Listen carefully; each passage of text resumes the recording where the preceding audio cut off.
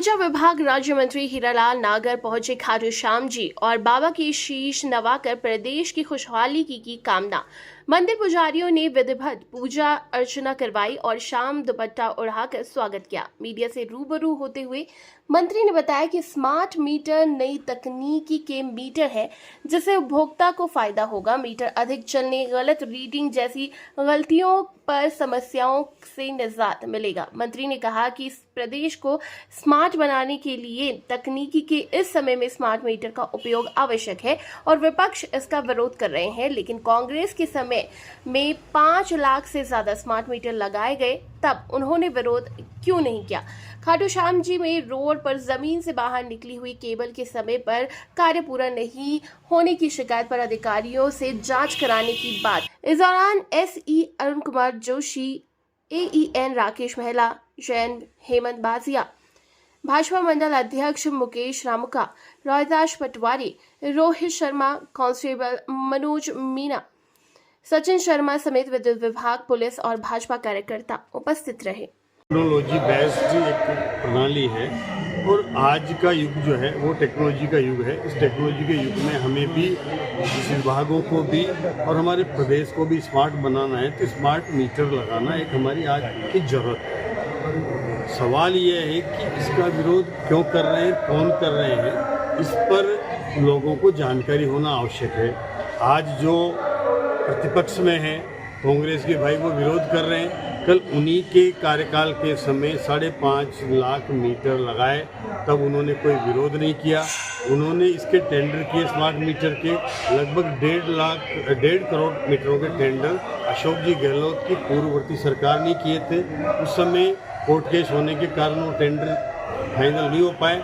जब court case खत्म हुआ, हमने उस टेंडर को प्रक्रिया को आगे बढ़ाया और उसी टेंडर प्रक्रिया को जो उन्होंने शुरू की थी, उसी कंडीशनों पे हमने ये टेंडर पूरा करके ऑर्डर दिए हैं। और आज ये टेंडर जब आगे बढ़ रहे हैं, स्मार्ट मीटर लग रहे हैं, तो विपक्ष में बैठते ही अपनी प्रतिबद्धता से प्रतिपक्ष मुकर रहा है। उन्होंने जो उस समय प्रक्रिया शुरू की थी वो उसी का विरोध कर रहे हैं। तो ये काम, ये स्मार्ट मीटर का विरोध नहीं कर रहे हैं, ये कांग्रेस की उस समय की नीति का जो अशोक जी गहलोत ने किया था उसका विरोध कर रहे हैं। अशोक जी गहलोत से मीडिया के बंधुओं ने पूछा कि स्मार्ट मीटर की योजना का विरोध हो रहा है, तो उन्होंने खुद ने कहा है कि ये एक रिफॉर्म है।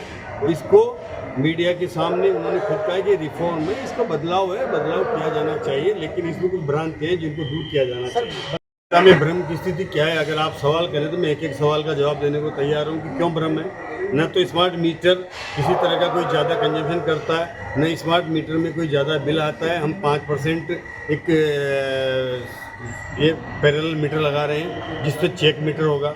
उस मीटर के आधार पर अगर किसी की एक मोहल्ले में, एक गली में, एक गांव में 100 मीटर लगे, हम 5 मीटर वहाँ ऐसे लगाएंगे तो चेक मीटर होंगे और उसकी दोनों की कंपेरेटिवली स्टडी करेंगे, दोनों में बराबर कंजम्पशन आ रहा है, तो फिर क्या खराबी है इसमें?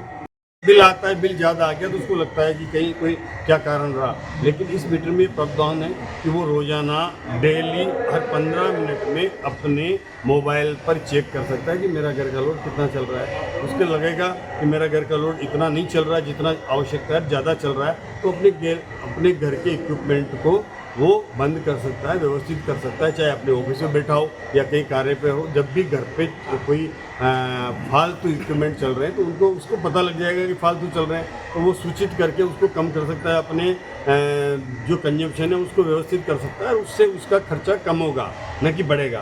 तो ये एक व्यवस्था है इसमें। और इसी के साथ साथ स्मार्ट मीटर से आने वाले समय में हमें भी, विभाग को भी ये फ़ायदा है कि हम किसी GSS पर हमारी वहाँ की कार्य प्रणाली से स्टडी कर पाएंगे और हम वहाँ का पूरा, हमारे पास डेटा रहेगा, तो वहाँ GSS हमारा कोई ज़्यादा कैपेसिटी हो गई, 70% 80% क्रॉस कर गया, हम उसको अपग्रेड करने में सक्षम रहेंगे। किसी एक ट्रांसफार्मर का लोड ज़्यादा हो गया, हमारे पास पता रहेगा, तो हम उसको अपलोड करने में, उसकी क्षमता बढ़ाने के लिए हमारे को सूचना आ जाएगी। तो आज जो ये शिकायत आती है कि यहाँ मीटर, यहाँ पर हमारा डिम लाइट आ रही है, वोल्टेज नहीं आ रहा है, कम आ रहा है, वो सब इससे एक हाईटेक हो जाएगा डिपार्टमेंट, तो उससे मतलब हमारे उपभोक्ताओं को सुविधाएं मिलेगी। तो सुविधाओं के लिए है, दुर्घटना है और इस पर मुझे खेद है कि जिन बच्चों को ये हादसा हुआ है उन परिवारों के साथ हमारी संवेदना है और इन हादसों को टालने के लिए आज हमारे खुद मुख्यमंत्री जी गंभीरता को दिखाते हुए स्वयं वहाँ जा रहे हैं, परिजनों से मिलेंगे और इस व्यवस्था में क्या और सुधार किया जा सकता है वो सुधार करेंगे कि कैसे जीर्ण शीर्ण भवन हैं उनको हम पहले ही एक चिन्हित कर लें और उसके लिए एक सुदृढ़ीकरण की एक योजना बनाए 200 ताकि करोड़ रुपए की राशि जारी करने की भी बात आ रही है कि शिक्षा मंत्री ने घोषणा की आप 200 करोड़ रुपए वो जीन्स भवनों के लिए निश्चित रूप से इन जीन्स की भवनों के लिए विशेष प्रबंधन करेंगे और आवश्यकता करेंगे कि इनका आकलन करके उन पर प्रतिबंध लगाया जाए कि ऐसे जिन भवनों में पढ़ाई के लिए उनमें रोक हो जाए और उनको ठीक करा करके सुदृढ़ीकरण करके फिर वहाँ हो ऐसी व्यवस्था करने के लिए निश्चित रूप से कड़ा कदम उठाएगा और हमारी सरकार इस ओर बढ़ रही है। हमने पिछली 5 साल की सरकारों से कई गुना पैसा इस विभाग में खर्च करने के लिए दिया है, मॉनिटरिंग कर रहे हैं हम और उसके आधार पर बेहतर भवन हों और उनका रखरखाव हो इस ओर निश्चित रूप से गंभीरता से हमारी सरकार काम करेगी।